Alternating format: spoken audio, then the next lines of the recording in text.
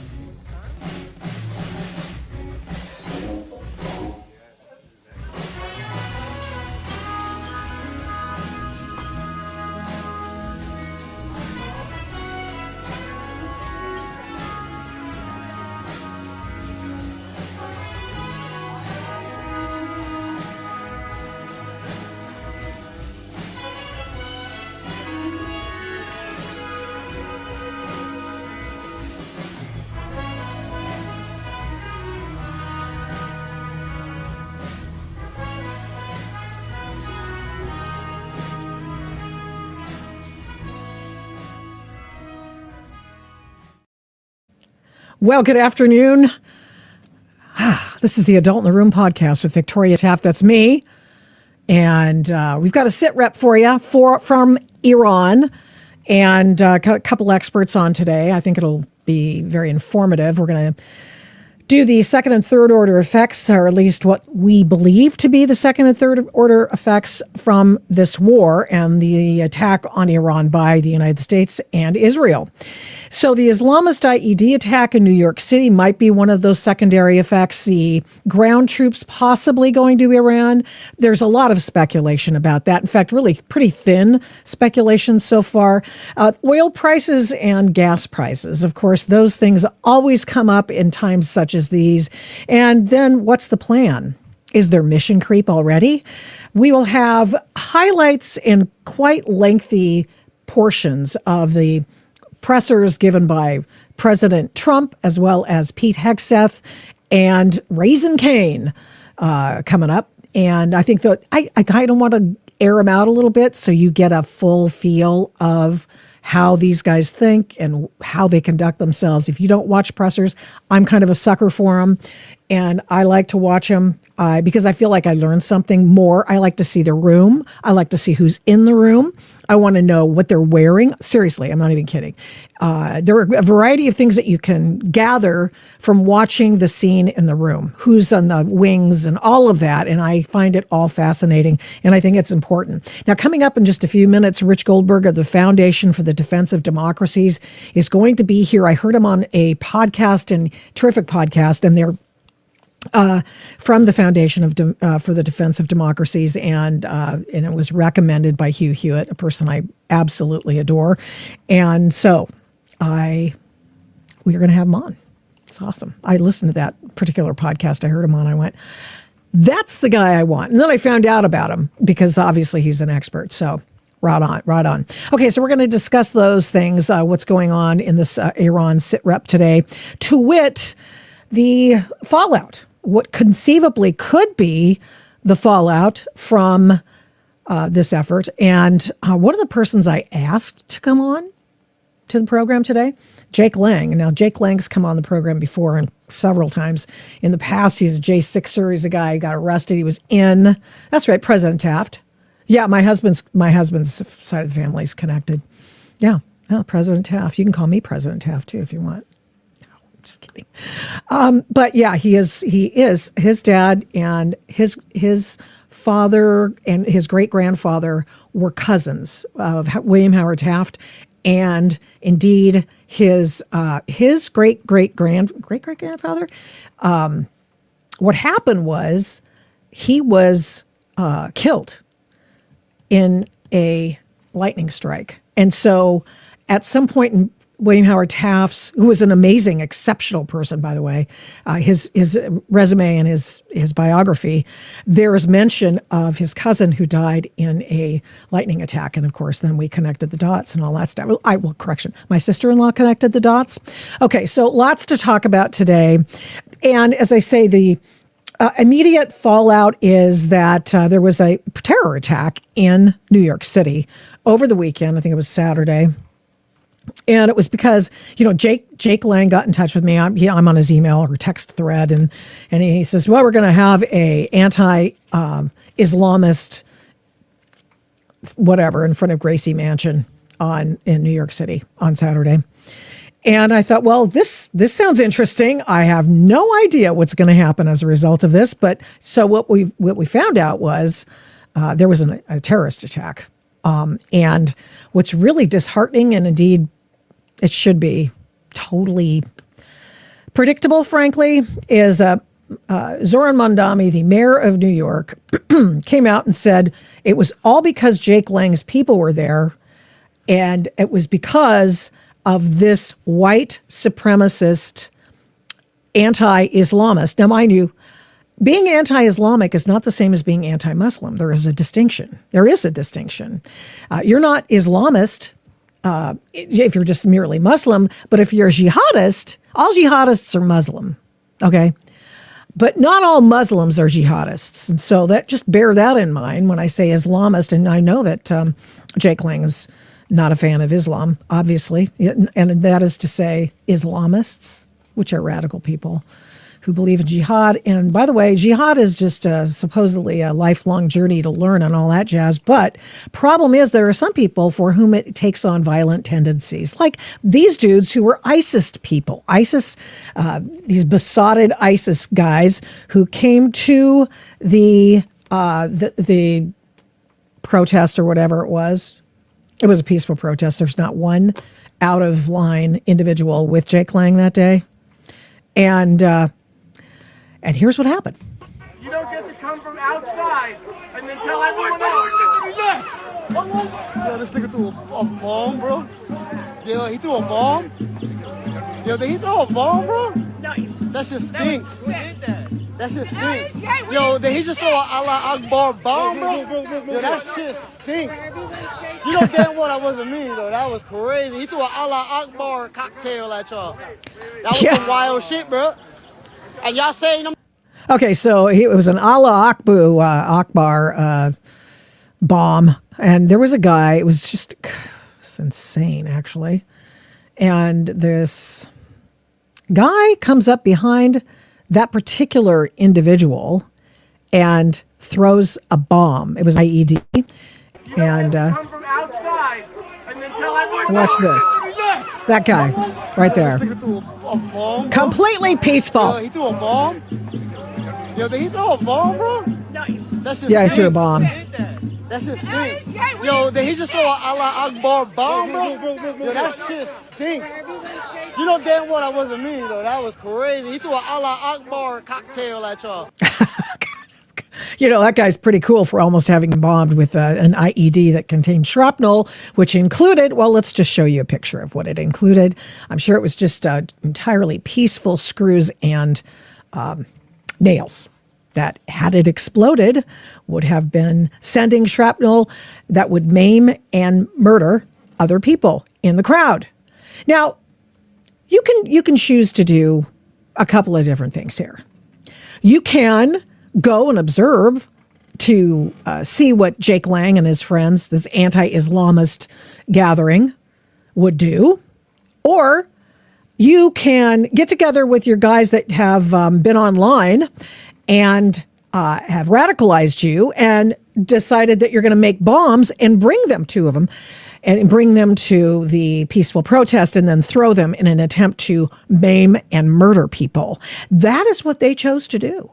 They chose to do that. So they had plenty of time, I guess.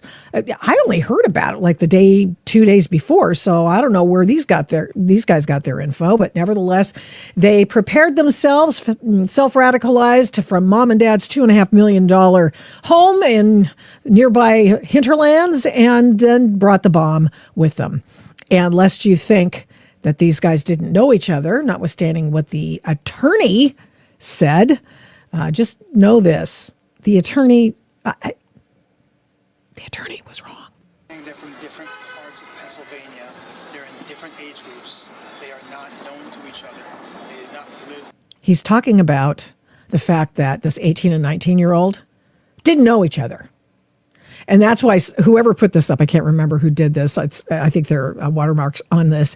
They have this picture below of them eyeballing each other when they get there. I mean, they're just like, okay, I got you. Here we are. Together, they do not have family or school ties. There is no reason to believe they knew each other prior to this incident, and I don't know how well they knew each other at the time of this incident. You don't know? They have nothing to play it again. I'm saying they're from different parts of Pennsylvania. They're from different age groups. They are not known to each other. They did not live together. They do not have family or school ties. There is no reason to believe they knew each other prior to this incident, and I don't know how well they knew each other at the time of this incident. Yeah. Thank you, sir. Sort of. I mean, that guy, he looks like he's out of central casting bad guys in some movie starring somebody in a Tom Clancy novel. So, or one of our friends, maybe one of the thriller authors that I've interviewed multiple times. So, yeah. So okay, we've got lots of Quran messages here. Thanks very much. Appreciate that. Rick writes, "Karma's a bitch." We don't know what you mean by that. Who's getting the karma? And I don't know. Well, here's what happened. At the same news conference, we know 2 men were there, 2 bombs were thrown. This is what Zoran Mandami had the temerity to say. Protests rooted in white supremacy entitled Stop the Islamic Takeover of New York City. Sounds legit to me. Nobody wants the Islamists take over New York City, especially after one that had been targeted by Islamists. How many years ago? 25 years ago? Come on, man.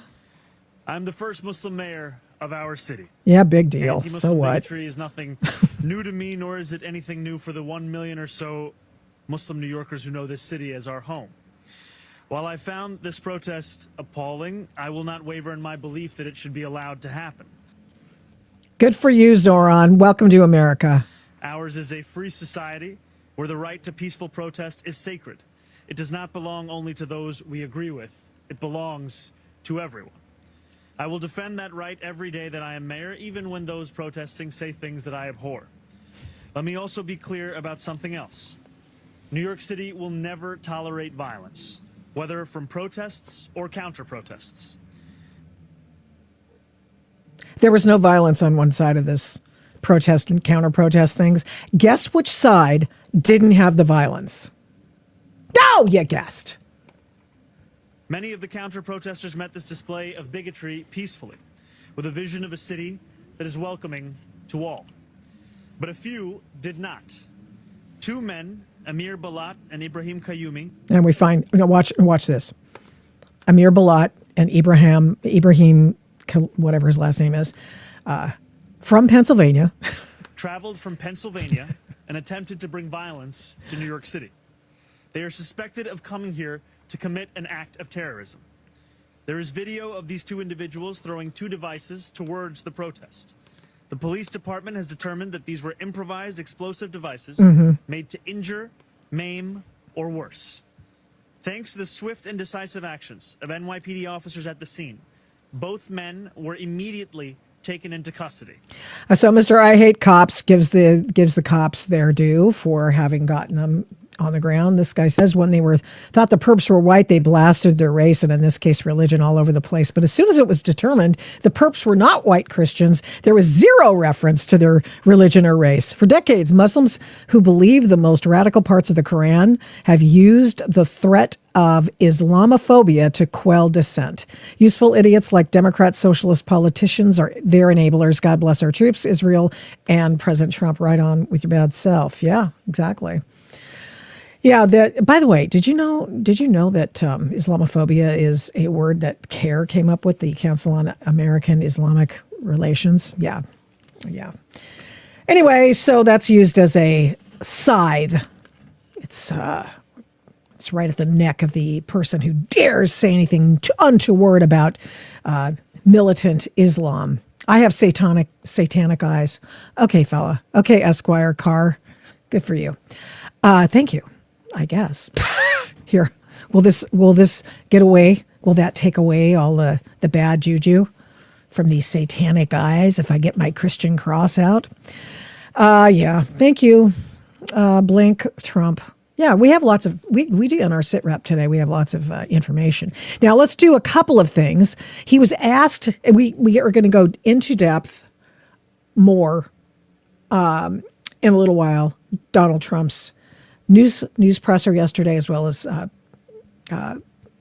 the Secretary of War, and the person in charge of the Joint Chiefs. And we're going to do that a little bit later. But here is a highlight from one of President Trump's comments that he made to a reporter who asked him a question about sleeper cells.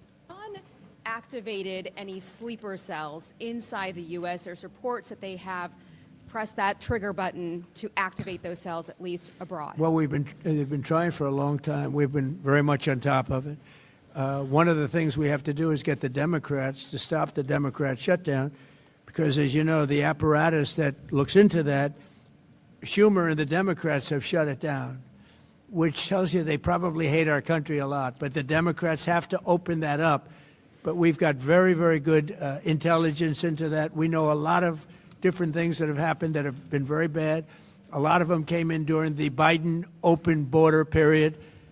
but we have them under. We've got them.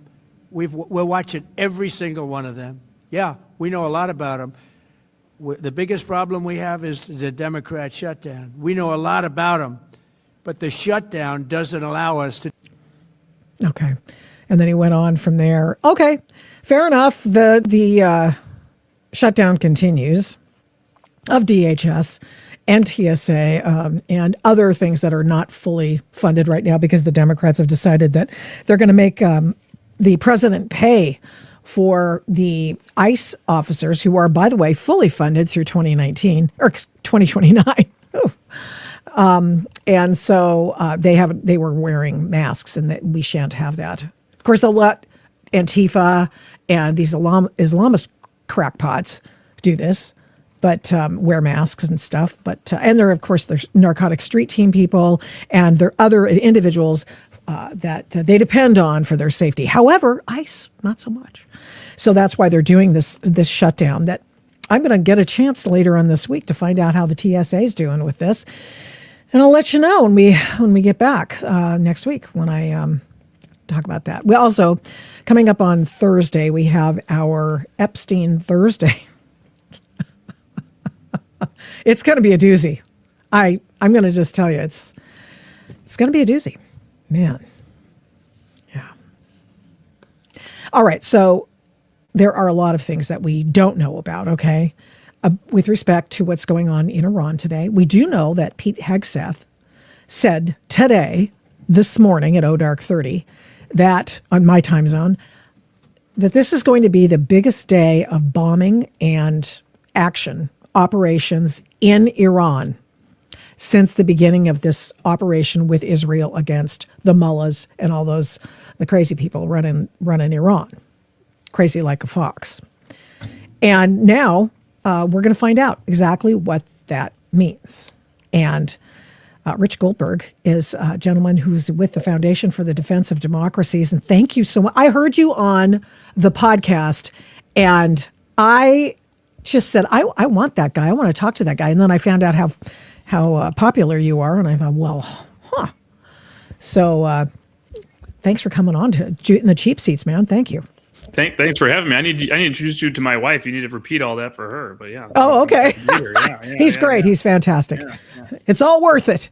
Yeah, exactly. Okay, so lots of things I want to ask about, but I know that they've been Pete Hegseth, Donald Trump, and the rest of the decision makers, Rubio and Dan Kane, are all being criticized for failing to enunciate what the outset, what our objectives are, even though I've got sound bites that I can play, to say that they announced all of their goals, the three major goals today, and their different pressers over the last 24 hours. But what do you think the end game is here, and what would that look like? Yeah, really important, I think, to sustain political support for a major military operation, to be very clear on the objectives here. And there may be reasons at different points where your strategic communications is being offered with an audience that's not necessarily us sometimes, but sometimes the enemy, and for some sort of strategic effect.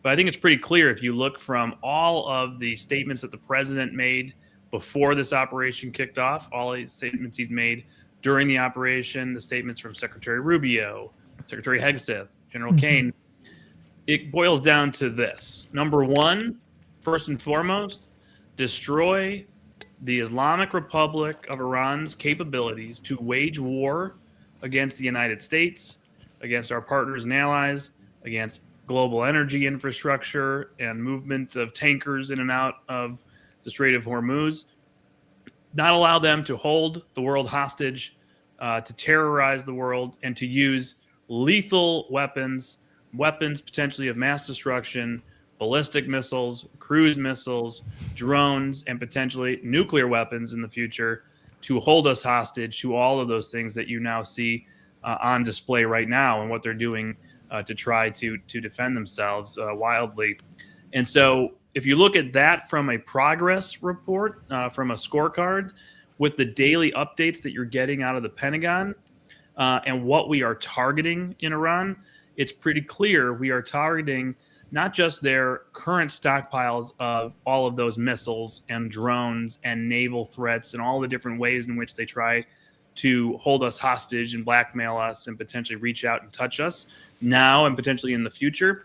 But also, as General Kane said today, and what you talked about in the lead up of this, apparently going to be a largest day of bombing, General Kane talked about the industrial base behind those missile programs and drone programs, making sure it's not just, we're mowing the lawn, as used to be said in the Middle East when the Israelis would just strike every 6 months some Hezbollah targets or Hamas targets, and they grow back, right? You're actually pulling the weeds out of the grass by their roots. We're talking about not being able to reconstitute overnight, in a month, in 2 months, even in a year, 2 years. All of those missile programs that potentially threaten the United States. Remember, they have an active intercontinental ballistic missile program that they've been working on to take their what's currently called intermediate range ballistic missiles that can go to Europe and be able to reach the continental United States. We want to destroy all of it, tear it out by its roots.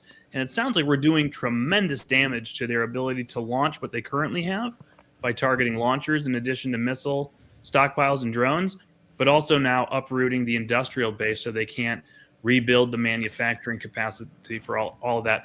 And then there's one other piece here that we really haven't heard a lot about in a little while, and it clearly is hanging over all of this, and that is the actual nuclear threat. And we know there are sites in Iran that we've had our eye on where potentially the Iranians were moving very quickly to reconstitute nuclear capabilities, crossing red lines that may have triggered this entire action, in addition to what they were doing on missiles and the mass slaughter of their population. Sites that are potentially buried deep underground, sites that may still have high-enriched uranium there that we want to make sure gets out of the country and not left in the hands of these crazy radical mullahs. And so that's still a chapter we haven't seen play out yet. It makes sense to start with their air defense capabilities, their missile capabilities, their naval capabilities, their drone capabilities, because it means when we are trying to get forward into the country to attack their nuclear threat, they won't be able to challenge the U.S. military. They won't be able to hold us hostage so that you can get farther inland and attack those threats in various ways that may be necessary. I think that's the next phase we are starting to roll into. And obviously the Israelis, our partners, they're conducting strikes all the time as well. And that's sort of the other piece where people, I think, get confused. Is this a regime change operation? Is this a regime collapse operation? Are we just after the military threats? Clearly, there's also punishment being done and a lot of destruction to the internal apparatus, the ability of the regime to wage war against its own people. And what may come next from that, I don't think we can predict. But there's clearly a lot of targets being hit of the command, control, communication, and physical regime apparatus to control the population as well. Because we have so many people, we do Epstein Thursdays on this program, and because it's a circus. I mean, it's a doggone circus. And a lot of people say this is a war of choice, a war that Donald Trump decided to go off on because he's trying to hide the Epstein files and or distract from them. It's a war of distraction, mass distraction. Would you please address this, please? I know that you've worked for Trump 45 in the National Security Council and that you've had plenty of opportunity to see him close up. And so tell me what you think about that idea, that theory. Yeah, and I was back in Trump 47 last year setting up the new National Energy Dominance Council as well. So I have to say it's obviously preposterous. I understand there's a lot of questions and people have interest in this case, but the timeline is pretty clear here. If you look at the president moving from Operation Midnight Hammer, setting clear red lines for the reconstitution of capabilities, you then see an operation to take out one of our top foes in our own backyard in Maduro, the backyard, the playpen for the Chinese, the Russians, the Iranians, Hezbollah, terrorist groups, drug dealers, all in Venezuela, changing the dynamic in Latin America, and then seeing what we were able to do there with Maduro, going back to the grand strategy chessboard, understanding that the Iranians are violating our red lines on the nuclear reconstitution, violating our red lines on their missile program. And then in January, just as we're doing the Maduro operation, this historic uprising, right? The Epstein files didn't send millions of Iranians to the streets, I guarantee you. And they aren't the reason why the regime responded by slaughtering tens of thousands of Iranians in response. But what it demonstrated, I think, to the president was a historic vulnerability of the regime, at the same time a historic breaking of every red line and racing forward with the threat to the United States. And he took action to stem that threat. And if he is successful there, which we should all be rooting for, after Venezuela, you are reshaping grand strategy vis-a-vis China and Russia very quickly. Yeah, we're worried about what Russia's going to do, and we understand that they were on he and Trump and Putin were on the phone yesterday, and it's like, okay, well, wait a minute now. Putin's just been helping Iran, and just how does this all work? Yeah, it's a complicated mess, frankly, in geopolitics. Iran, you're right, has been a close ally of the Russians in military cooperation, in nuclear cooperation, and of course in sanctions evasion cooperation, both countries under sanctions. Close enabler, access member with China, part of its Belt and Road Initiative, the discount gas station for China, and in return the Chinese helping the Iranians build back up that missile program that we're now attacking. But the Russians have a lot of other cards to play right now. They're under sanctions for their energy. They see what's happening in the oil market. Maybe Putin's trying to cut a deal. Maybe you back off on some oil sanctions on Russia, release more barrels of oil into the marketplace, have more relief valve and timeline to conduct operations against Iran. That could be part of Putin's calculation. Obviously, for Trump, having come in saying, hey, I want to bring this war with Ukraine to a close, I don't want either side to continue to have mass murder, in the field, the killing field that have become Ukraine and Russia, of just tens of thousands of people dying, almost every day. It's just wild. And obviously, with Putin being the one who refuses to come to the table, refuses to halt. Yeah. All of a sudden, he's on the phone with Trump. It's like, wait a minute. Yeah. So the president, I think, is pretty clear-eyed on it all. He's dealing with a specific mission right now. He has to manage the markets. But he also knows that if he relieves sanctions on Putin, his chances of bringing that war to a close on terms that benefit the United States and the West diminish. So we're all balancing those interests. Putin plays a lot of games, but in the end, he can't actually save Iran. He couldn't save Maduro. He couldn't save Bashar al-Assad in Syria. I think it actually demonstrates the weakness of the Russian hand at the moment. But we'll see how it plays out. I think the president has the global economy in mind, the oil market in mind, pricing affordability here at home, and he has to concentrate on that while achieving the strategic objectives in Iran.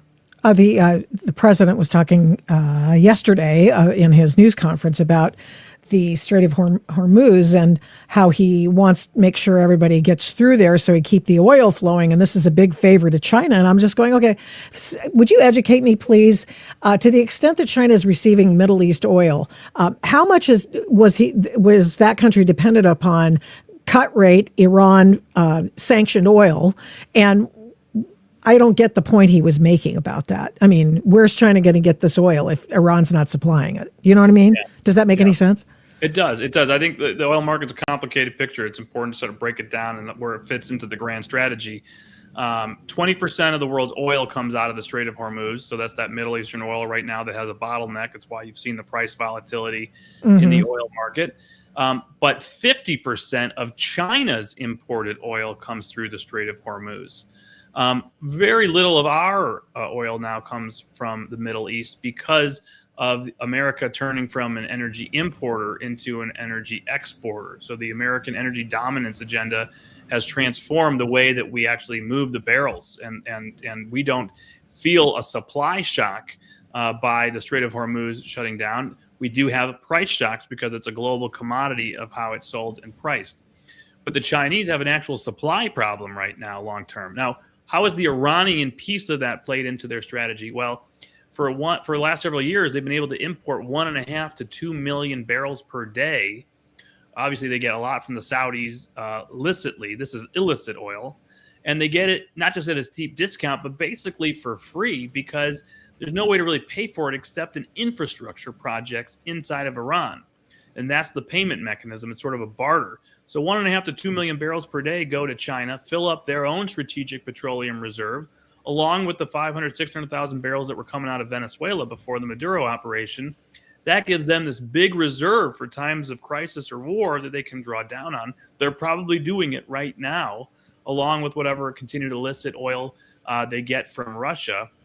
But if you constrain the Strait of Hormuz, over time, that pressure continues to build for stability in Beijing because they're dependent on two things in the world. They have to import oil and they have to import food.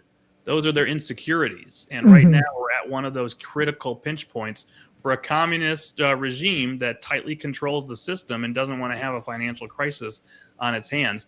By the way, this is the dual-edged sword. Number one, they want to have Iran with missiles and drones and mines to threaten the United States so we never do something like this. Right. Because then the strait remains open and their oil can't be interrupted in a time of crisis with the United States.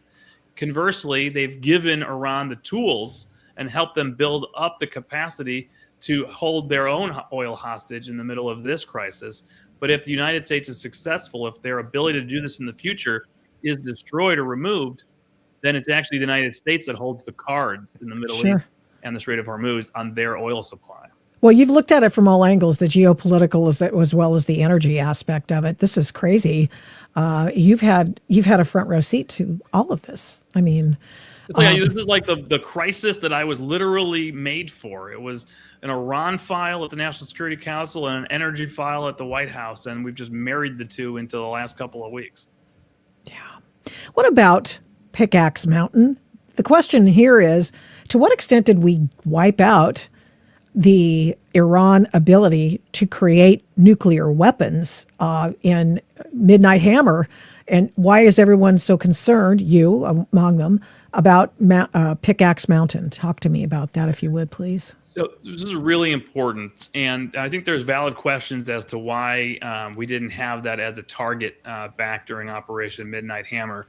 But there's a couple things at play. Obviously, we did enormous damage to the underground enrichment facility called Fordo near the city of Qom, where we were most concerned about the enrichment of high purity uranium, high enriched uranium that was almost ready to go across the nuclear threshold to weapons grade uranium at a site that's deep, deep, deep under a mountain and very hard to penetrate.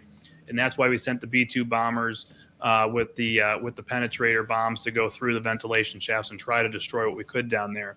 There were also attacks both by the Israelis on above ground facilities and the Americans at other facilities as well in the area that were key to their nuclear weapons complex, if you will, their enrichment facilities, their conversion facilities, their metal making facilities, all these different parts of, let's call it the supply chain of nuclear weapons making.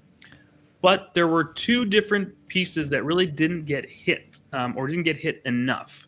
One was Pickaxe Mountain. This is a facility like Fordo that they have been working on in Iran for several years now. And construction has continued and raced forward, and they're near completion. Deep underground, deeper than Fordo, more hardened from military strikes, supposedly, according to reporting, than Fordo was, and intended to be a new enrichment facility that they would think is impervious to military intervention in the future. That site remains. It was not hit during Midnight Hammer, whether we didn't think we could do it from the air or for some reason, other reason we didn't hit it. It stands today, has to be destroyed. The second piece is the enriched uranium material itself that they had already amassed. There were a lot of reports of where that could be. Is it trapped? Is it destroyed? Does it remain? There seemed to be, and of course we don't have access to the intelligence out here, but if you read the tea leaves and read some of the reporting and sources on the record or on background, you start hearing concerns that there is some amount of highly enriched uranium material still down there in tunnels in Isfahan, and that the Iranians were close to figuring out how to access it, to take it out, mix it with newly manufactured advanced centrifuges, and go into that new Pickaxe Mountain facility, and then they could break out very quickly in a crashed nuclear program. That's, I think, one of the triggers of this operation. And so we're still waiting to see, what are we going to do there? Are we going to get that material? How are we going to destroy Pickaxe Mountain? And I think that's why the president may be hedging a little bit on saying that I won't rule out ground troops. I don't think anybody wants a ground invasion, anything like Iraq and Iran. That would be foolish for the United States. but there may be a need for special operators. There may be a need for some sort of very breathtaking commando raid that goes and gets nuclear facilities or blows them up. And we're waiting to see if that actually happens. Well, do you think that we can get out of this thing with success without troops on the ground? I think so. First of all, I don't think that there's support from the American public for troops on the ground. I think we would take enormous casualties. I think we play to their advantage. They'd end up in a guerrilla warfare campaign. And I think we would also ignore the natural advantage that already exists on the ground, and that is upon millions of Iranians who came out into the streets and hate the regime and are waiting for the moment where the bombs stop dropping and they get to attempt to take over in places. So I don't see us needing to think about that. Even if the regime were to not be collapsible from just outside air power, covert activities, still the long-term ability to sustain something, to achieve some sort of objective, what exactly would the objective be we're trying to achieve? To me, the national interest at stake here, besides at least facilitating the opportunity for the Iranian people to take their country back, which remains possible, is to ensure they cannot wage war against the United States. They can't threaten us with nukes. They can't threaten us with missiles. They can't threaten us with drones or naval and mine capabilities. That is the priority, and I don't think we need ground troops for that, and I don't think anybody would support it. President Trump yesterday, and I think Hegseth echoed it, that Iran had designs on taking over, I think was the words used, the entire Middle East. And I thinking, how? Just because they would have an ability to extort behavior from them because they have nukes, or how would that work? Yeah, it's sort of something that was underway already. And when October 7th kicked off, the big massacre from Hamas and Israel, October 7, 2023, we saw the region light up with what the regime had built. It was called their Ring of Fire strategy, a Shia arc that could go all the way from the Mediterranean down to the Gulf and down to the Red Sea in Yemen. And what the Revolutionary Guard Corps does, especially its Quds forces, the whole ideology, the doctrine of this regime. Remember, we're not dealing with Westerners here. We're not even dealing with normal authoritarian thugs who just want to kill people and make money. These are radical Islamists with a very warped view of the world, their own religion, and what their goals are in the world. And it is to export the Islamic Revolution from 1979. And they do that first in the Middle East by developing regional proxies. We would call them terrorist groups, but they foment conflicts. They arm rebel groups. They arm militias. They then start providing them very lethal forces, missiles and drones, and all the things you see them using right now in the Gulf. Yeah, they've given that to the Houthis in Yemen. They've given that to Hezbollah in Lebanon. They've given that to militias in Syria and militias throughout Iraq.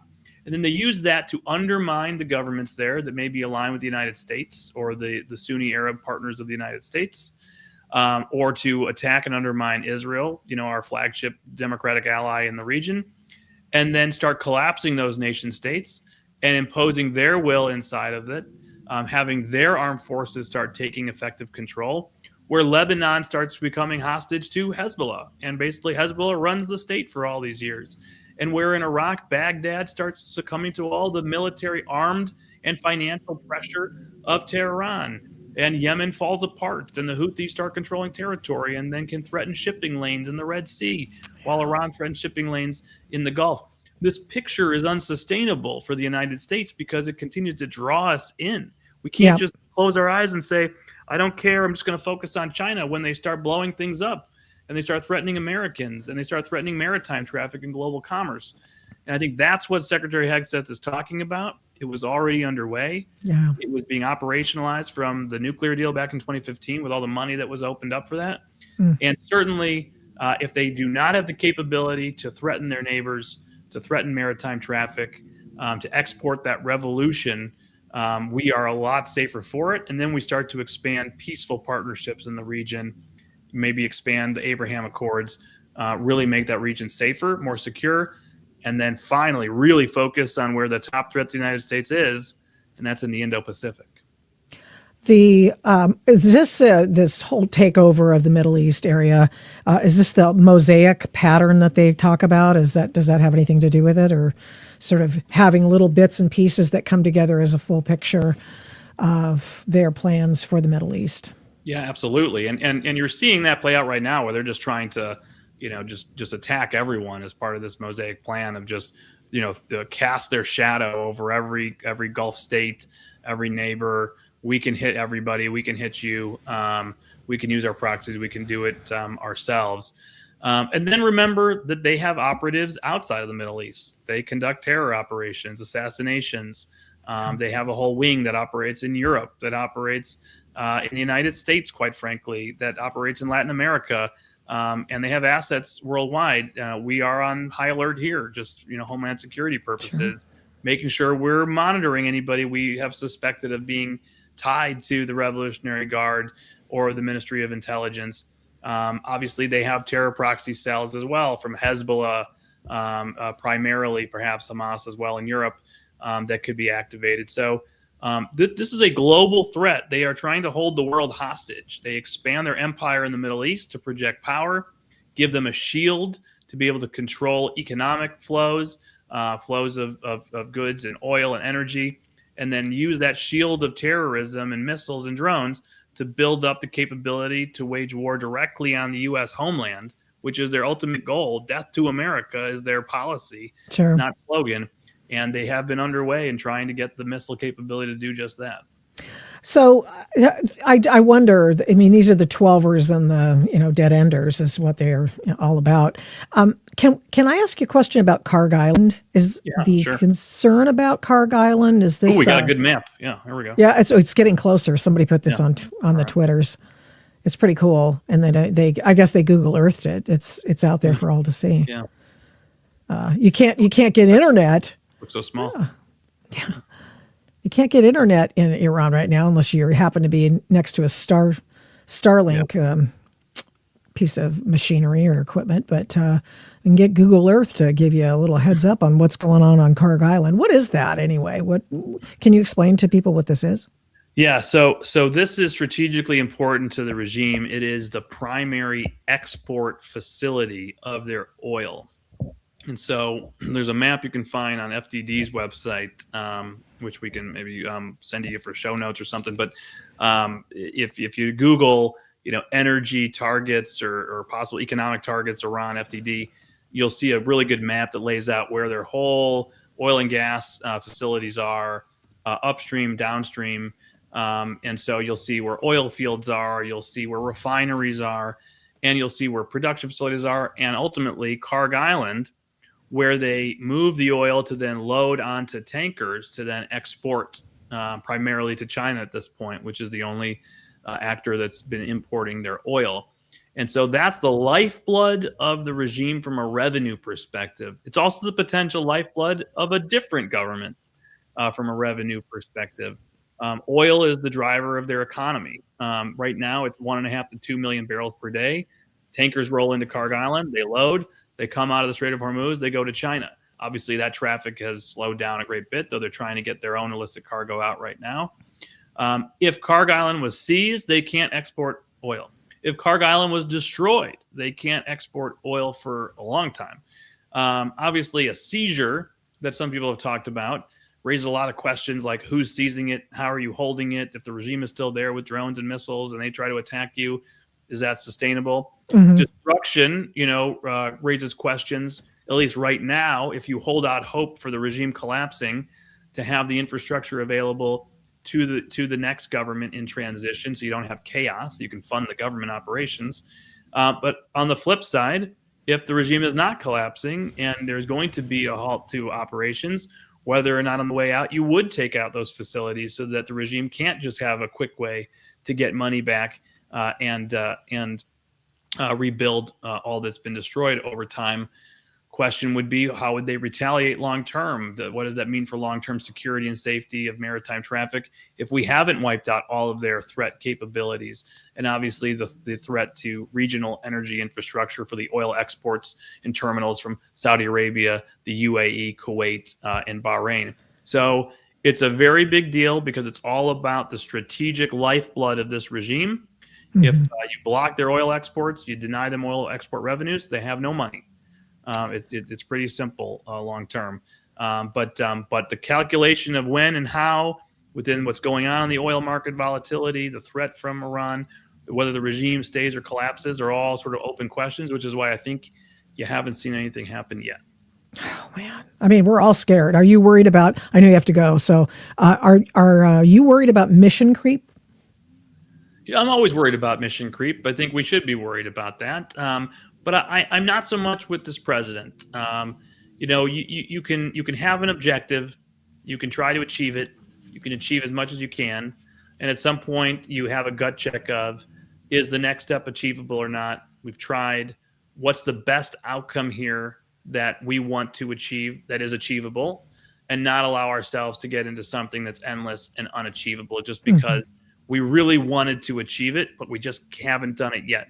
That's always it's always a potential thing there for presidents, military leaders, et cetera. I think this president, keenly aware of the economic impacts already over a week and a half, aware that there's always a time clock on the American people for support for military operations that keep dragging on without clear return on investment for the operation. Right now, he's producing, in my view, that return on investment for our security. If it gets to the point where we don't see major improvements, major progress in objectives, you've gotten all you can out of this type of military operation, then I think rather than move to, maybe this will work better. It wasn't part of the plan, but let's go here. I think better to sort of take a pause and say, look at what we have achieved here. We don't know how the next months will play out with such a weakened regime and Israeli covert capabilities and other things, potentially following up. The regime could still collapse a month from now, 2 months from now, 3 months from now if they have been so severely weakened. But don't allow ourselves into mission creep. Stay with the strategic objectives, achieve them for our national security, and then find the best way forward. Is Pahlavi the guy to help transition? Are we inviting a monarchy if we have him back, or what do you think? I think he could be. I don't think we would be inviting a monarchy. His public statements, at least, have been he doesn't want to be a monarch. He doesn't want to be the Shah like his father. He wants to be a figurehead that has sort of a coalition that comes together and is the caretaker for a transition to a democratically elected government. He's published all kinds of papers that are actually pretty impressive and detailed on actual transition plans in the absence of anything that we've seen before. He has said he opposes things like de-Baathification. He would keep most of the bureaucracy's government intact to avoid chaos. It's the upper echelons of the regime that he would want to remove. There's a lot of people in Iran who support him. We saw that demonstrated during the protests. There are certainly some people who don't support him, and there's a lot of voices in the diaspora that oppose him. The MEK, which is historically a communist organization that has incredible capabilities and intelligence and has been in some ways an asset from an intelligence community perspective for all the threats that we face from the regime. At the same time, historically was designated as a terrorist organization and is not well liked by a lot of the Persian population. They want to be at the table. They're opposing Pahlavi and sort of behind a lot of the attacks on him. There are others that are non-MEK Persians, non-monarchists who don't like Pahlavi. They have voices in the mix. You have ethnic groups that want to have a say and want to have a seat at the table because they're large minorities in the country, whether it's the Kurds or the Azeris. And so this is, in some ways you could say, oh, wow, sounds like too much, too confusing. I don't know. I don't want to shake up this snow globe. I don't know what's going to turn out. The one thing I would say is widespread support among, a massive amount of the population across ethnicities, across backgrounds, religion, et cetera, for the territorial integrity of Iran. That is a starting point for a coalition to keep the country together. You can be a Kurdish leader, you can be an Azeri leader, but you want to be part of Iran, the historic Iran, Persia, right? No matter where they come from, there is this pride in most of the population of being Iranian. That's a good starting point. And I will say one interesting other factor, unlike Iraq, unlike Afghanistan, unlike some of these places in the world, the Iranians go through sham elections all the time. The regime was so smart in how they set up their apparatus to control the people. They actually hold elections. They hold elections for president. They hold elections for parliament. Now they're sham. They get to decide who's running. They end up deciding to make sure who wins, even if people voted a different way, as we saw back in 2009 on the presidential vote.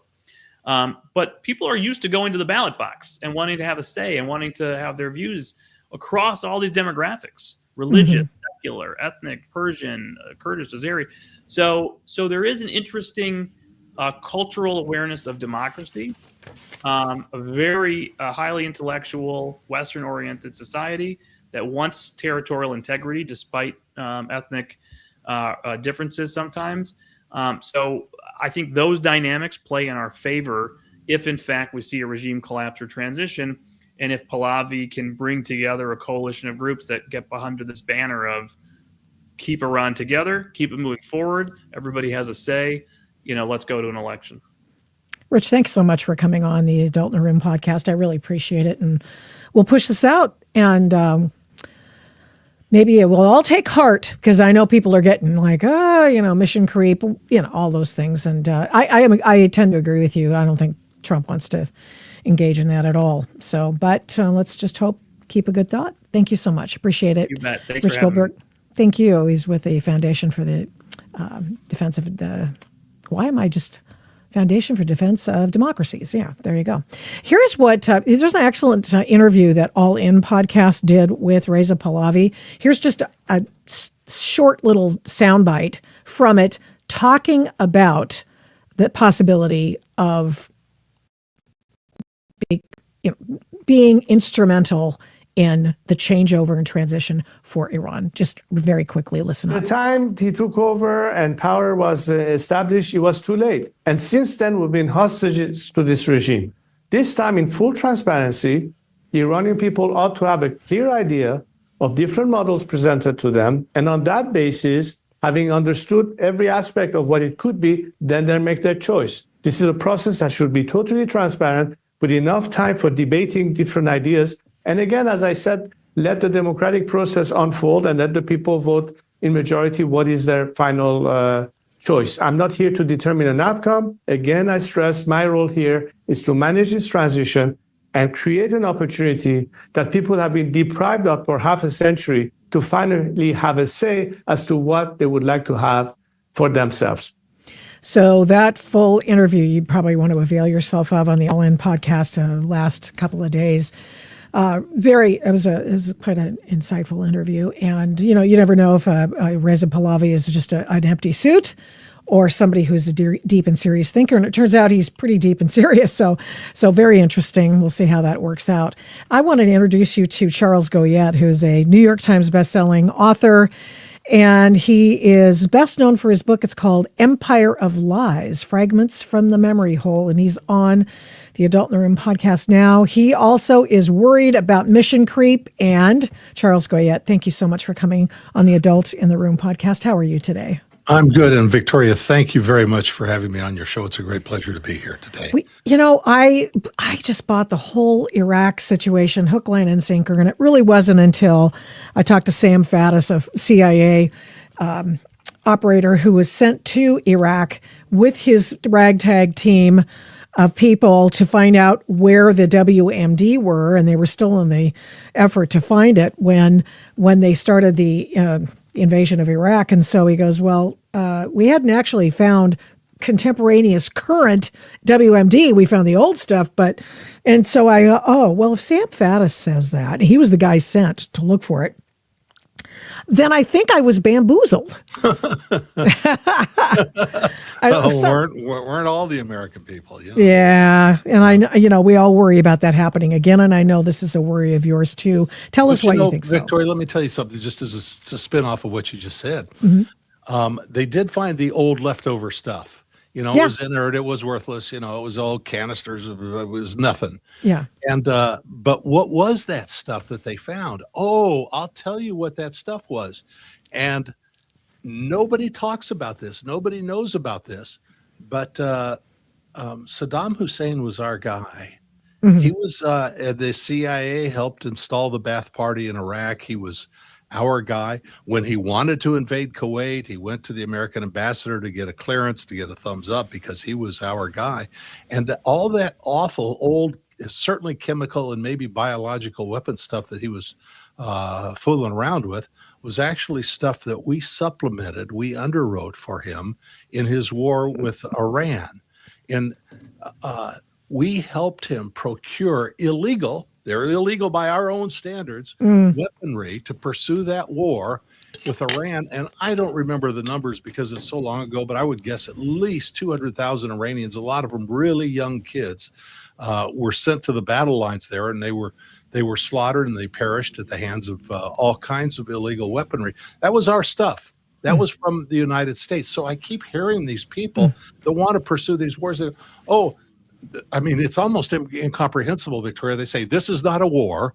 And then with the next breath, they say, we've been at war with Iraq for 47 years. Well, when did history start 47 years ago? We're the ones that toppled their government, their elected government, so we could steal their oil in 1953. And look, I'm not a defender of Iran, but people need to know the historical context. All of those millions of people that turned out in the street in Iran in 1979 to wish the Shah a very pleasant farewell. And I watched and I thought, what is wrong with these people? They say the great Satan, they're burning American flags. What is wrong with these people? Why did they all turn out? Well, it wasn't because life was so very good under the Shah of Iran. When the CIA installed him, and Alan Dulles, the head of the CIA, actually accompanied him when they put him in the peacock throne. I mean, they paid off thugs in the street, they paid off mercenaries, they stole, they cheated, they funded revolutionary movements to replace the elected government with the Shah of Iran. Alan Dulles accompanied him to the peacock throne, sort of like John Brennan showed up when we toppled the elected government in Ukraine. But why were they all so crazed? Why did I wonder as a youngster, what is wrong with these people? It wasn't because the Shah was such a beneficial, a beautiful, a liberal, enlightened ruler. And I actually wrote a story I believe it was in The Blaze a couple of weeks ago about his rule. The Reagan administration's historian laureate, the one that all the Reaganites loved, and they deserved to love, because a great historian was a British historian by the name of Paul Johnson. His stuff was so popular that because he actually dug in and told the truth that the Reaganites were, really interested to see. And he described, not me, not a bunch of, leftists. This is the Reagan historian laureate. He described the Shah of Iran as the Persian Stalin. And that is exactly what he was. He was brutal to his own people. I'll give you an anecdote. When Dulles put him in, he brought in with him General Schwarzkopf, not Stormin' Norman from the Gulf War, but his dad. Oh, really? Yes, his dad. And between his dad and the Mossad, they taught the Shah, the newly installed Shah, how to torture their own people. And it became the notorious, remembered to this day, goes down in history. It became the notorious Savak, which are known to have been some of the most brutal secret police in the world. So when all those people turned out in 1979, we didn't have a clue why they were doing it. But, the information is available to us today, and the idea of putting the Shah's heir in there. Of course, the expatriates, the guys in L.A. and Beverly Hills that were Shah, supporters and beneficiaries of his plutocracy, they all want the American people to go do their fighting for them and reinstall their old regime that the people kicked out. But the best thing of all was the elected regime a very long time ago that we should have left alone in the first place. So that's just a little bit of my backstory. And that's a cautionary tale for sure, obviously. So what now? What do you think will happen after this? I'm hoping that whatever the outcome, the mullahs are gone and the bad actors for the past 47 years are gone, and someone who loves Persia will come in, and maybe it's Reza Pahlavi's son. I know. What do you think of that? Well, his credentials are pretty thin, and his heredity is not the ideal for Americans to champion him. I think even the administration sort of knows that. Yeah. But the things with these wars, and when you ask what now, nobody can no, when conservatives used to say, "Oh, there'll be unintended consequences," well, that's exactly right. There are unintended consequences. There's second, third order results that we cannot begin to imagine. We just don't know. I mean, the administration has talked, for example, they float in all these ideas because they don't know. I saw a story, I think it was in Axios or one of those leftist places that said, Susie Wiles in the White House, Chief of Staff Susie Wiles, her hair is practically on fire. She's trying to figure out what to do about gas prices because it's going to take the Republicans in November. Of course it is. And they're going to come up with all kinds of schemes. What do we got to do to force? Well, how about not having a war? That would have been a really good idea to keep gas prices low, which were low at the time. So they're coming up with all these ideas, trying to figure out what to do. And among them are things like, well, maybe we can well, this was a good one. Maybe we can get shipping to go back on the through the strait now. And if Lloyd's of London thinks it's too dangerous to insure 10 million barrels of oil on a private ship, and they'll jack up their premiums, but it's still not enough for the risk involved. The president says, well, the American people, well, he doesn't put it that way. He goes, we will, meaning the government, but of course it means you and me, will guarantee their shipping. So, okay, let me understand this now. We're energy self-sufficient. We produce enough oil to keep America, America. So that oil that's moving through the Persian Gulf and through the Strait of Hormuz is headed to places like China, for example, big consumers of oil from the Gulf. And yet the American people are supposed to pay to insure and protect that oil so that they can get it at below what the actual true market cost would be if they had to pay Lloyd's of London enough to insure those ships. So the American people get stuck with the bill all the time with no benefit for the American people. The oil's not coming here. It's going elsewhere. And then at the same time, Victoria, they're talking about, well, maybe, I mean, they're flailing about, literally flailing about. They're talking about, well, maybe we could introduce some troops on Karg Island and that, that'll help. Well, I mean, of course, I've heard that story. We've all heard that story. Oh, we'll just put a few special advisors in there. And then that'll be fine. And then they say, well, maybe we'll, I think they abandoned this one. I hope they've abandoned this one. Maybe we'll subsidize the Kurds and we'll arm the Kurds, and then they can go into like northwest Iran and they could take over, and we could take advantage of the Kurds and let them die for the United States again like they did in the past. Maybe we can do that. And I'm thinking, has anybody talked to Erdogan in Turkey about that? Because he's not going to like that very much. And that broadens the war. And he is a member of NATO, by the way. And that ends the NATO alliance, which is crumbling anyway as we speak. So all of these secondary and tertiary consequences are never thought of by these things, and it's by these people. Are you sure they don't war game those? I would imagine they have to. Yeah, but so they've decided that whatever happens, if the worst happens, it's something that's doable, right? Isn't that what they're talking about? I'm sure there are competent people at some level, maybe in the Pentagon, maybe in some of the intelligence agencies that war game this. But, the American people get to war game it too. And our founders said, for good and sufficient reason, they said, actually, unlike today, you can't put a lot of confidence in our leadership these days. And this has been the case for a couple of generations. The founders of America were really well read in the historical precedents. These weren't average people. They were really studied when they put the American Constitution together, American form of government. They really looked at the historical precedents. So they didn't make this stuff up. Oh, we're going to have balance of power, checks and balances. We'll give you this. We'll give you that. Oh, you have some too much. They don't have. We'll give some of this. They didn't do it that way. They looked at the precedents, and the precedent was that the executive branch, that means throughout history, kings, dukes, maybe popes, rulers, heads of state, have a propensity throughout history to engage in needless elective wars. So they said, we're going to lodge the war-making authority clearly, without question, in the representatives of the people that are expected to pay and die for those wars. And those are us. And yet we haven't had a declaration of war since World War II. Yet we've had a continuous succession of wars, failed regime change wars. But the advantage of Article 1, Section 8, a declaration of war by the people's representatives, are so many. One of them is that all of these things are contemplated in advance. We know what the objective is. It has to be stated in the declaration of war. We know what kind of resources the people were dedicating to that. We know what victory consists of, so we know what the end game is. We have that debate.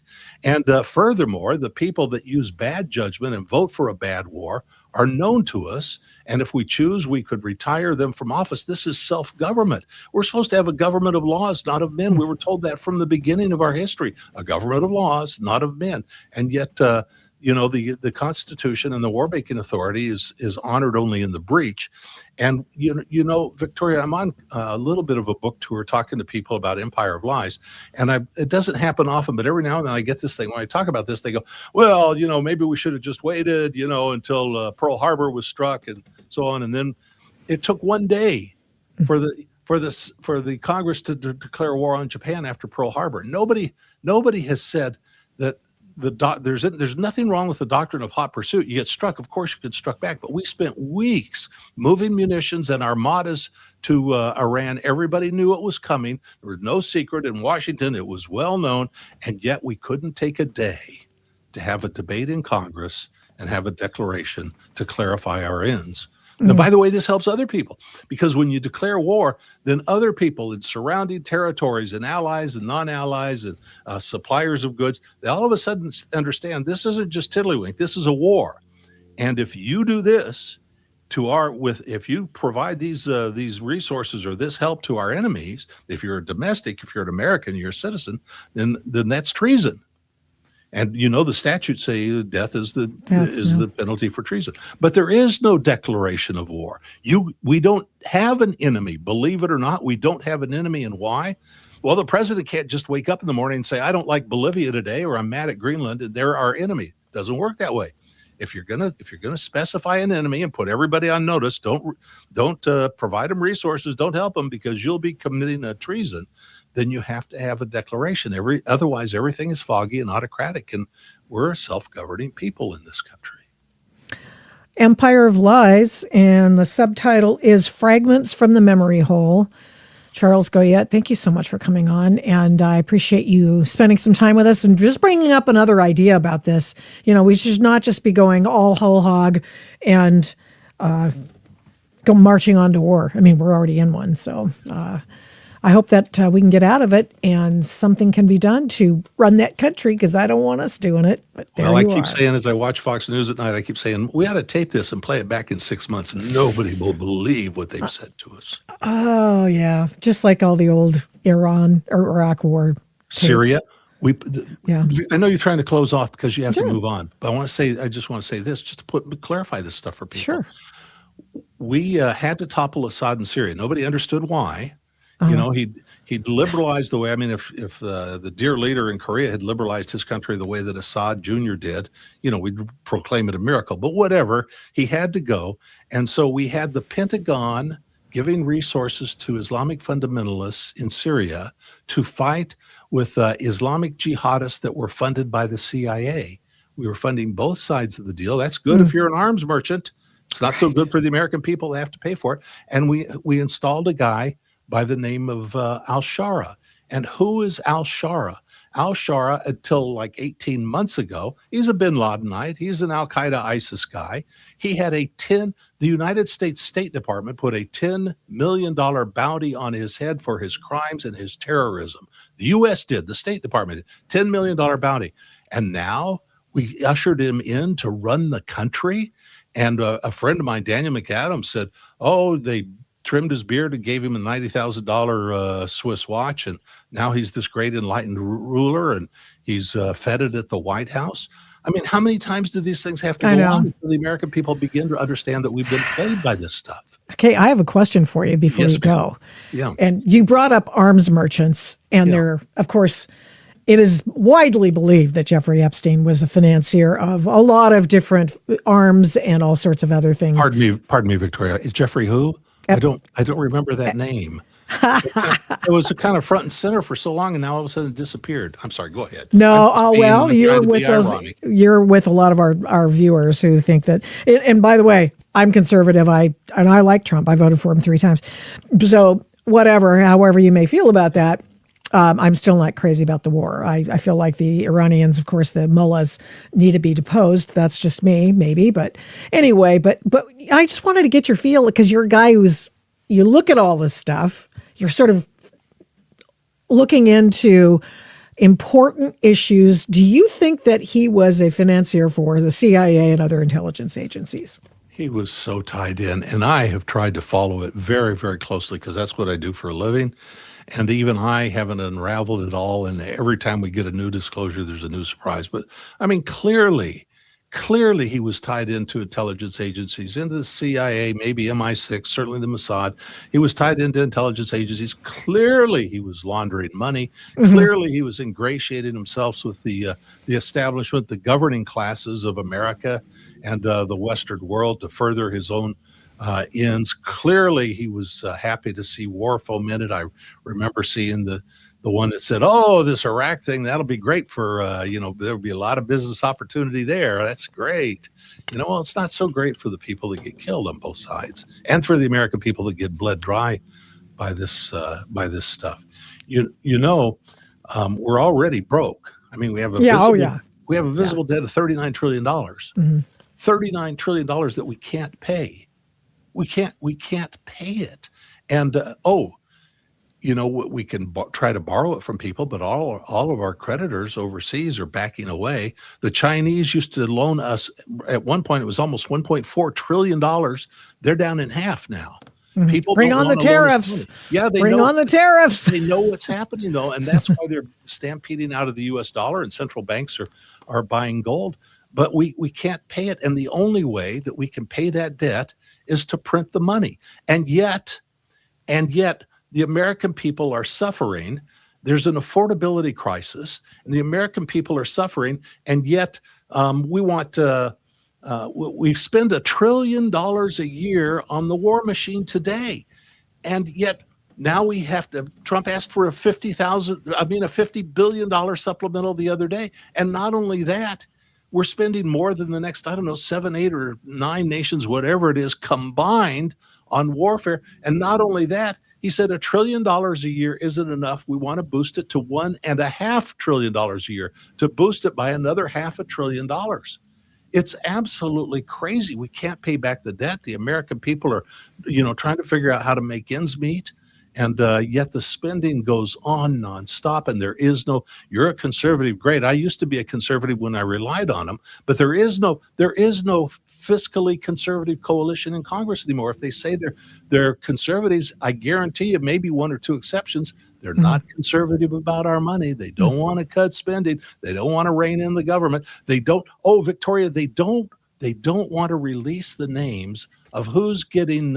Of the slush fund in Congress, right. The slush fund that pays off people who have charges of sexual harassment against the elected officials. They don't want you to know about that, but they'll use your tax money to pay those people off. Yeah. I mean, it's just shameful. And the American people aren't told that. We go through this, they say, oh, the vote went down. That's too bad. Nancy Mace says that's a shame, but nobody really frames it that, this is money coming out of your pocket, out of my kids' education and stuff, to a slush fund so that Congress can pay off, Harvey Weinstein or whoever it is that's charging them. And we don't know who the guilty parties are. We can't run them out of office because they won't. I mean, it's just shameful what's going on. We've got to take this country back. Yeah. Charles Goyette, thank you so much. His book, Empire of Lies. You might want to get that for yourself. Thank you again. I appreciate your time today. Okay. Well, so we've had 2 completely different viewpoints, I think, of this Iran. What did Trump call it the other? What did he call it? I'll think of whatever, somebody. No, Trump has not spent the money. Of course, the Supreme Court decision just recently in the IEPA decision is going to hold in abeyance the payments. And now we've got 900 lawsuits against the United States for the tariffs. And what's going to happen is that Trump will use other legal means by which to get tariffs. That's all. That's what's going to happen. Tariffs are not going to go away. It's just going to be forestalled because everything Trump does, they sue. I mean, I've never seen more lawsuits against any president ever. There's never been more lawsuits against any president ever. Now let's take a look at what they had to say, and I say they because Donald Trump had a presser yesterday, and the Secretary of War had a presser today, as did the Joint Chiefs of Staff Chair Raisin Kane. So let's take a look at, I just want to make sure I get this right. Let's play this. No mission creep. Here's Pete Hegseth talking about worries over mission creep. Listen. You see, this is not 2003. This is not endless nation building under those types of quagmires we saw under Bush or Obama. It's not even close. Our generation of soldier will not let that happen again, and nor will this president, who very clearly ran against those kinds of never-ending, nebulously scoped missions. Those days are dead. Instead, we're winning decisively with brutal efficiency, total air dominance, and an unbreakable will to accomplish the president's objectives. Okay, so that's Pete Hegseth. That's what he said. We are going to keep this very closely, surgically, in a lockbox of some sort to keep the mission small. Well, this is already a huge mission as it goes. So here is Marco Rubio, Secretary of State. The goals of this mission are clear, and it's important to continue to remind the American people of why it is that the greatest military in the history of the world is engaged in this operation. It is to destroy the ability of this regime to launch missiles, both by destroying their missiles and their launchers, destroy the factories that make these missiles, and destroy their Navy. The goals of this mission are clear, and it's important to continue to remind the American people of why it is. It was such a short soundbite. I just put it in there twice, which was fine, except I didn't need it to go twice. Here we have President Trump at his news conference at Doral yesterday, talking about this very thing. The situation was very quickly approaching the point of no return, and the United States found it intolerable, in my opinion, based on what Steve and Jared and Pete and others were telling me, Marco, so involved, that I thought that they were going to attack us. I thought they would, if we didn't do this at the time we did it, I think they had in mind to attack us. And if you notice, they did something which was very foolish, very stupid, I would say. They attacked their neighbors. And their neighbors were largely neutral, or at least weren't going to be involved, and they got attacked. And it had the reverse effect. The neighbors came onto our side and started attacking them, and actually quite successfully.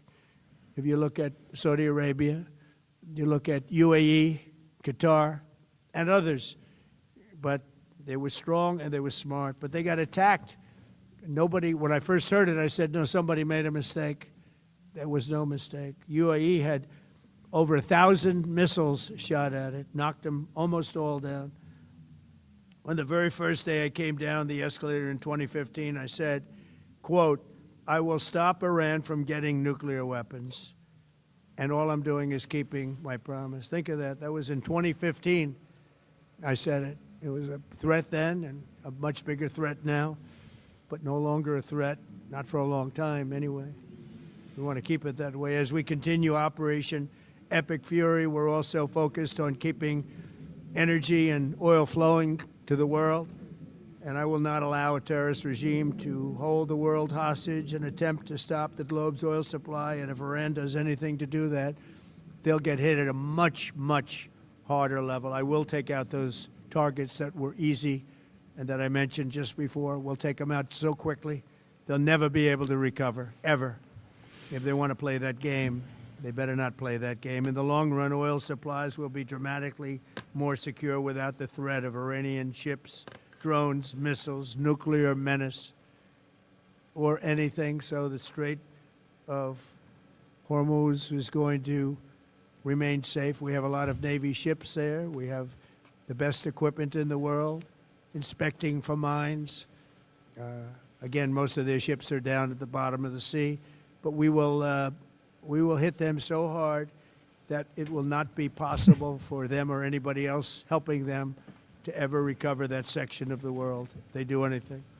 In recent years, the regime and its terror proxies have launched attacks on hundreds of commercial vessels.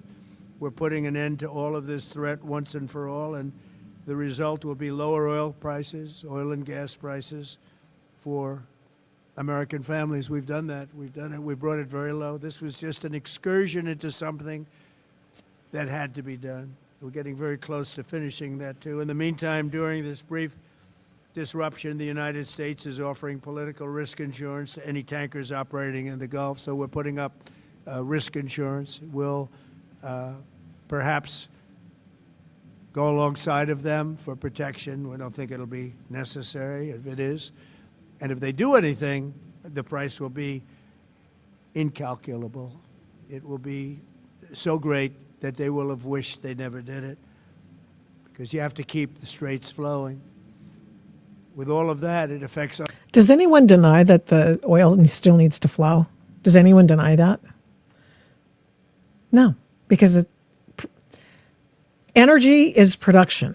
Production means people are in a gainful employment. That's what happens. If you have oil, if you have energy, you have production of all kinds, of every manner of pursuit. And it means freedom. That's what it means. That's my personal opinion. What's yours? Other countries, much more than it does the United States. It doesn't really affect us. We have so much oil. We have tremendous oil and gas, much more than we need. We have Venezuela now as our new partner, great partner. They've worked out so wonderful. We're working with the administration, the president, and it's a massive source of oil, gas, everything. But we're in a very good position, but very unfair to other parts of the world, like China as an example. I mean, we're doing this for the other parts of the world, including countries like China. They get a lot of their oil through the straits. So we're doing this. We have a very good relationship with President Xi in China. I'm going there in a short period of time, and we're protecting the world from what these lunatics are trying to do, and very successfully. Okay, so there he is about that. And one more thing I wanted to make sure, a couple things. This is Charles Payne, who's the business reporter, one of many business reporters for Fox Business. And he laid it out for what is really happening to the Straits of Hormuz. It was 298. Today is at 3.47, and a year ago it was 309. So these are gas prices brought up, and that's the morning host talking to Charles Payne and bringing up gas prices, which, of course, I just want you to note for the record that Democrats are complaining about gas prices. Democrats have instituted some of the highest gas prices in the country. In fact, the highest gas prices in the country. And I'll prove it to you right now. Because of all of their regulations that they put. People say, oh, yeah, those oil companies, they're so greedy. Well, who's really greedier? Look at that. State of Washington. Look at this. Most of the cost for a gallon of gas goes to the greedy Washington state regulators. Most of the cost of a gallon of gas goes to the greedy Democrats running the state of California. Most of the cost of a gallon of gas is going to the greedy government Democrats of Oregon and Montana and Idaho. These are places that charge more for taxes than the gas and oil companies do. Just a reminder. Just a reminder. Okay, back to Charles Payne to talk about the Straits of Hormuz. And I will do that as soon as I find him. Oh, here he is again. Right on. At the pump. I think the big move in oil will come when the strait is open. Rich alluded to the Strait of Hormuz. And I think that's a 1-2 punch. The administration is working on, right now, this is about insurance, believe it or not. This is not about Iran controlling anything. This is about Lloyd's of London pulling insurance and 7 smaller insurance companies following their lead, which is, it's kind of crazy. But it opens the door for us to have insurance as a backstop and have we have 2, we have the Ford, the Gerald Ford and another carriers group out there. So I say in about a week we'll be able to control that. When you start seeing ships go through the strait, you're going to see oil prices come down precipitously. In the meantime, to your point, there are a lot of options, potential options for the White House. Some people have talked about price controls, which would be absolutely nuts. Some have talked about, export controls for us. That would just be a minor thing. And then the Strategic Petroleum Reserve. Now, here's the problem with that. You could release 200 million barrels, which would be about 10 days of Middle East oil for us, and the price will come down. In fact, G7 nations, Japan and others, also talking about releasing 400 million for temporary relief. But we don't have an oil problem. And I think that, Secretary Wright was trying to explain that. This is all speculation. This is all, you can almost argue, manipulation. This is what they call a geopolitical risk. There's no formula for it. It could be an extra $10, it could be an extra $20, it could be an extra $30. So when you have a move like that, that's not based on fundamentals per se, it could be parabolic, which it is, through the roof. But when parabolic moves like that die down, they usually come down just as fast. Okay. So that's Charles Payne talking about the prices of oil. Here's something to remind people. Just, I know that a lot of people prefer not to, especially in our chat. I have a lot of lefties. And I'm really grateful that you're here. I really am. And but I'm not excited about the anti-Semites, gotta say. Just anti-Christians and anti-Semites. You guys can stay away. Be that as it may, here we go. This is the cost of a gallon of gas, or oil prices, I should say, in 2022. They were higher under the Biden administration.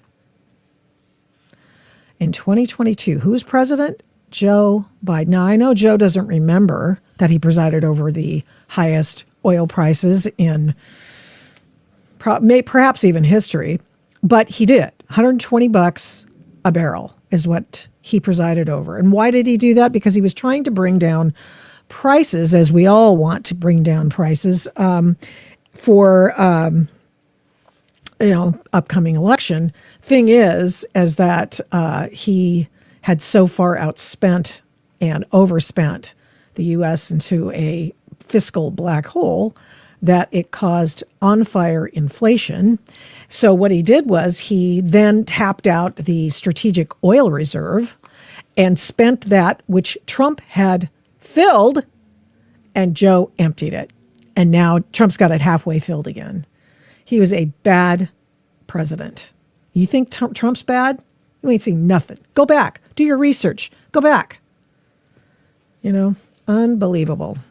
So people don't remember because they don't want to remember. Here is Dan Kane. He is the chairman of the Joint Chiefs. Secretary said we're in the 10th, moving into the 11th day of Operation Epic Fury. The Joint Force remains focused on 3 military objectives. Continue to destroy Iranian ballistic missiles and drone capability in order to prevent attacks on the U.S. and others throughout the region.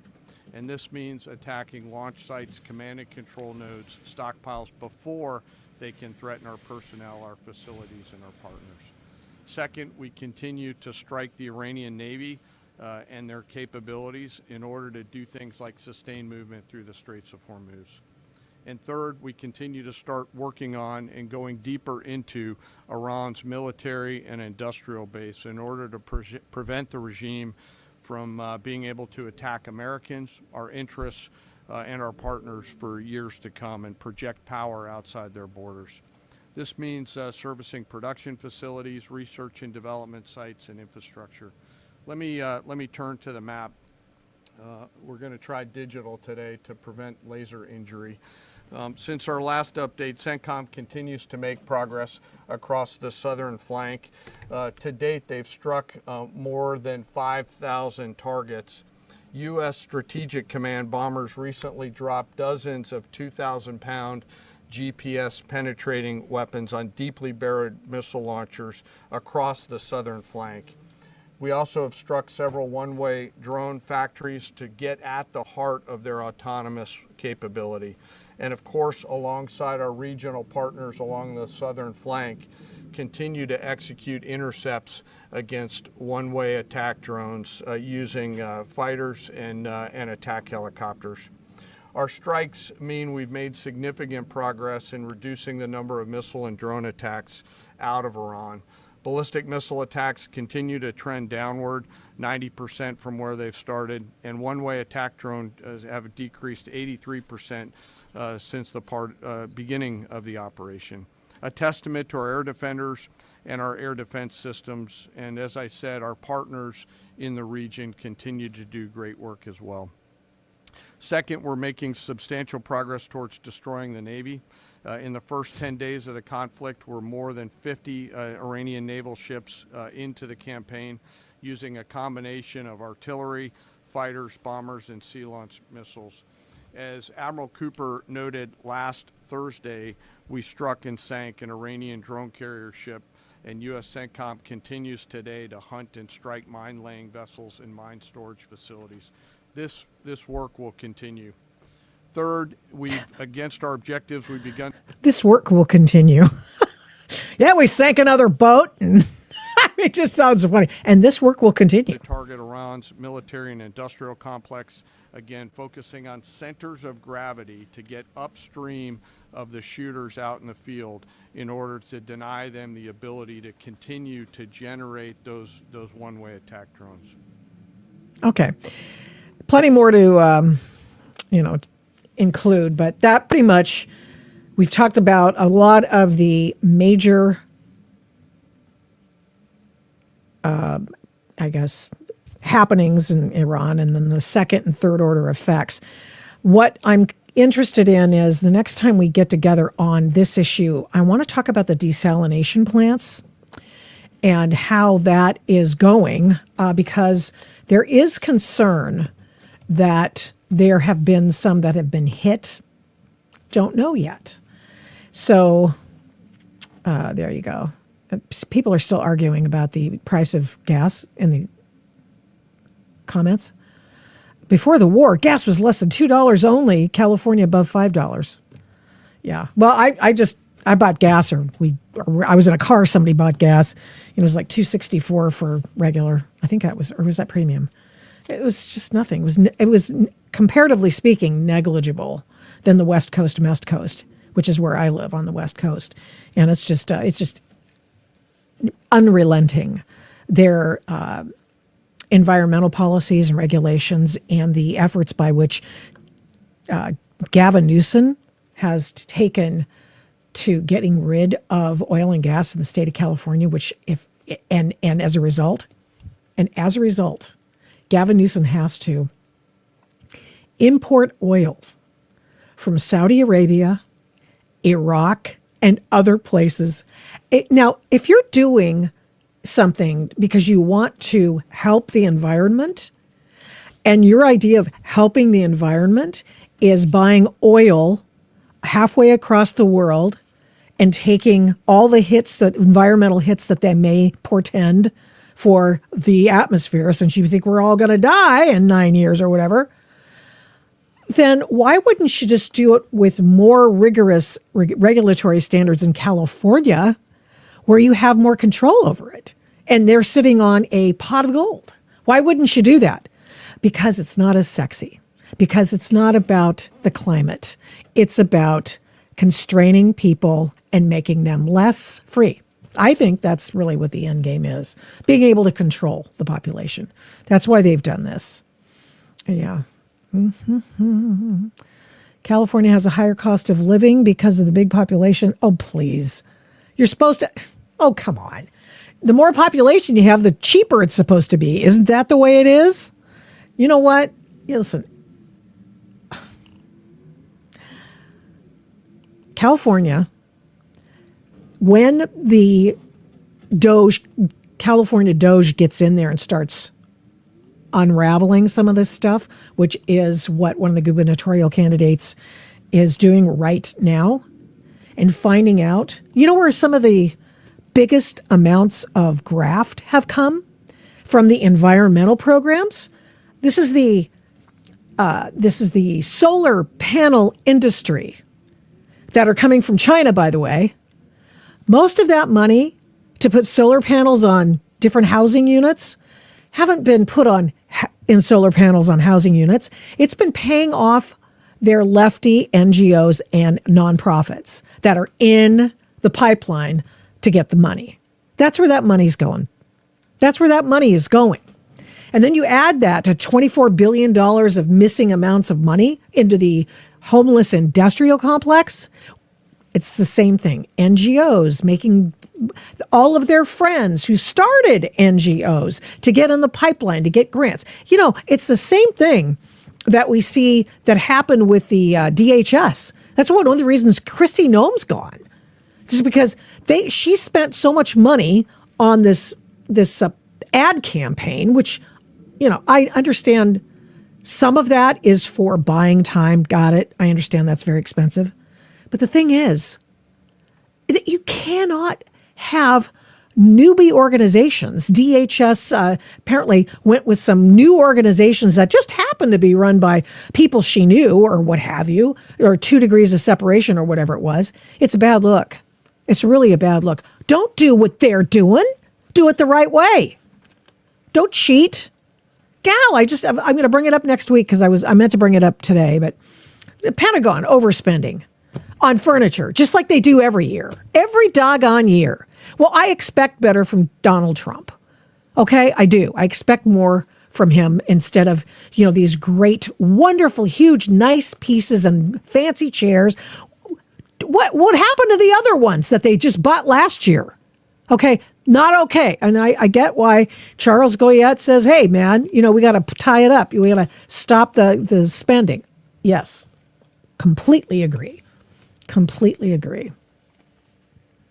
That campaign, that ad campaign, I loved it. I mean, I thought it was great. But then I find out it's $250 million. Good God. Anyway, well, let's see. How do you have a climate crisis CO2 level at blah, blah, blah, less than half of one? Yeah, well, they're making it up. It's not actually partnered. Global warming isn't actually partnered with CO2. It is not a precursor. It is a follower of higher temperatures. And why do we have higher temperatures? It depends on what the sun's doing and all other kinds of things portending from that. Because they can't control you. I know. Do I sound crazy? It's a really an issue of control and graft and money. Give me money, give me money. The only way we could do it, like if you stop and think about it, and I know I have to go, but if you stop and think about it, I've seen a meme about this, and it's just so spot on. And it's this. It's like, well, we're going to die in 9 years because of global warming. I know, let's solve the problem. Let's charge everyone more taxes. That'll solve. No, see? No, it doesn't actually. I'm not insane. You're insane for thinking I'm insane. Yeah, Trump fired her. Well, she's helping with something else. Yeah, Kristi did buy a jet. Well, I guess the DHS bought a jet. Good God. I don't sound crazy. Learn some science? I did. And you should know that if you're like Mr. Science. Shouldn't you know that? Yes, you sound crazy and very uneducated. Oh, okay. So to what extent am I uneducated about the global warming issue? Go ahead.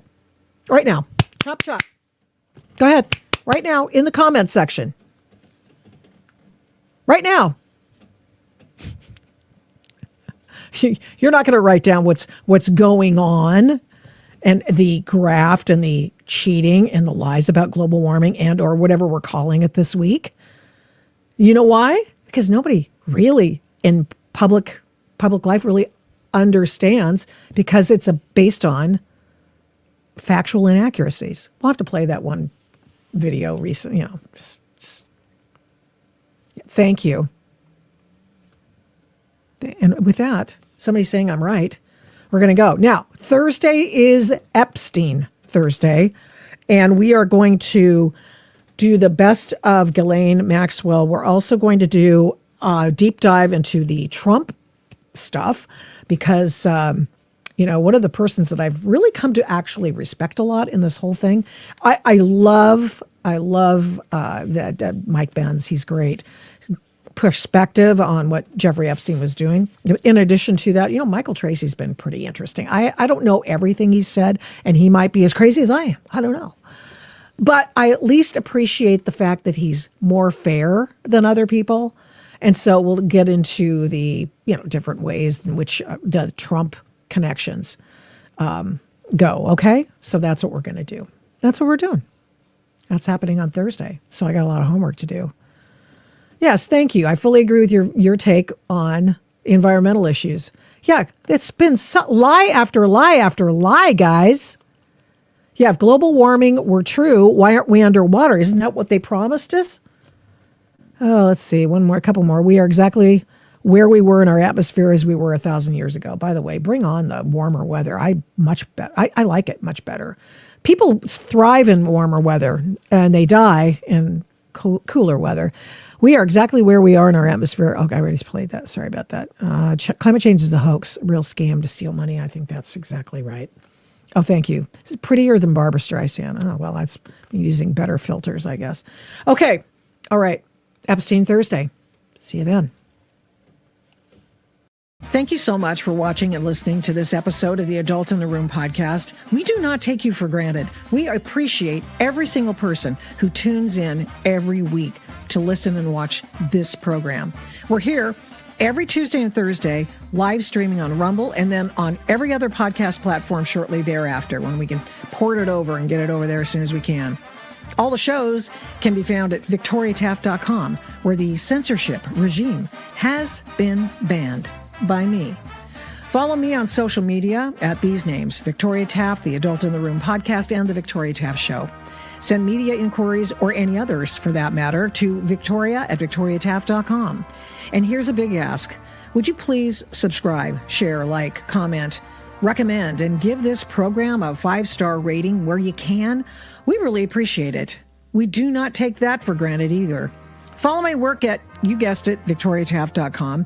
PJ Media, I write tons over there. Flamingo Audiobooks, and of course the radio. I don't do this alone. This show is produced and engineered by Overall Media. 1A Cast is responsible for some of the Adult in the Room podcast's imaging. Logo design by Hageman Creative. The Adult in the Room podcast is produced at Flamingo Road Studios. All rights reserved.